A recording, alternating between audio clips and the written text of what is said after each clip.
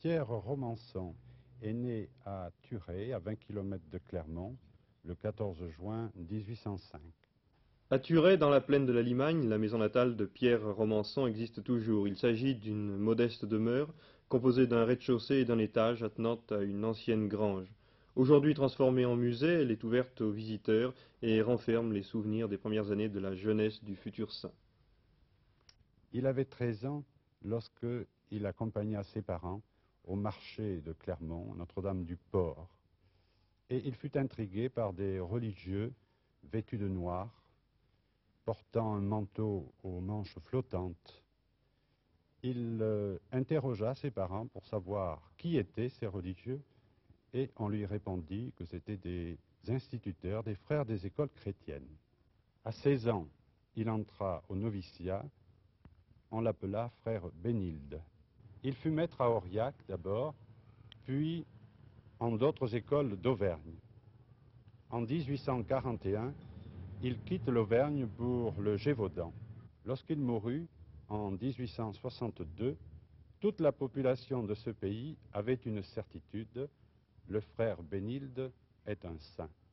Toujours au sujet de la canonisation du frère Bénilde, nous avons demandé à M. le chanoine Craplet de bien vouloir nous expliquer en quoi consiste effectivement un procès en canonisation.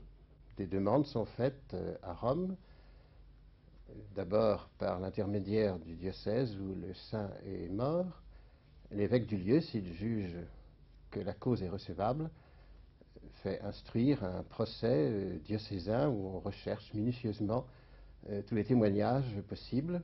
Quand les juges qui ont été désignés pour cet office ont terminé leur enquête et se sont aperçus que le saint avait pratiqué d'une manière héroïque toutes les vertus évangéliques, le dossier est transmis au Saint-Père qui clôture cette partie de l'enquête par ce qu'on appelle le décret d'héroïcité et des vertus.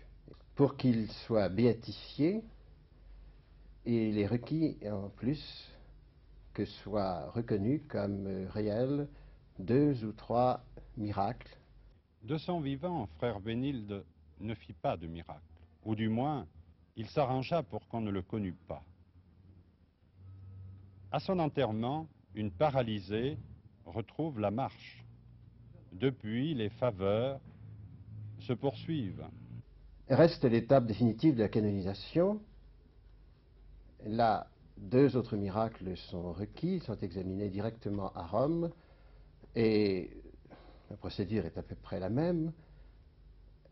Finalement, il est transmis au souverain pontife tout le détail du procès qui consulte les cardinaux présents à Rome.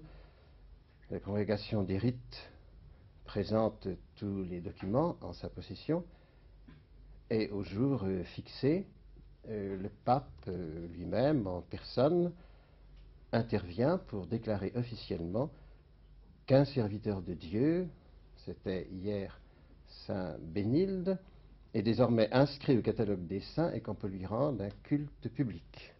On connaissait déjà une sainte Bénilde, il s'agissait d'une jeune martyre espagnole.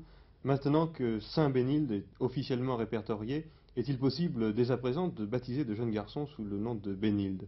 Bien entendu, on peut le faire, et chaque baptisé devant porter le nom d'un saint, puisque le frère Bénilde fait partie officiellement du catalogue des saints, tout enfant peut porter son nom.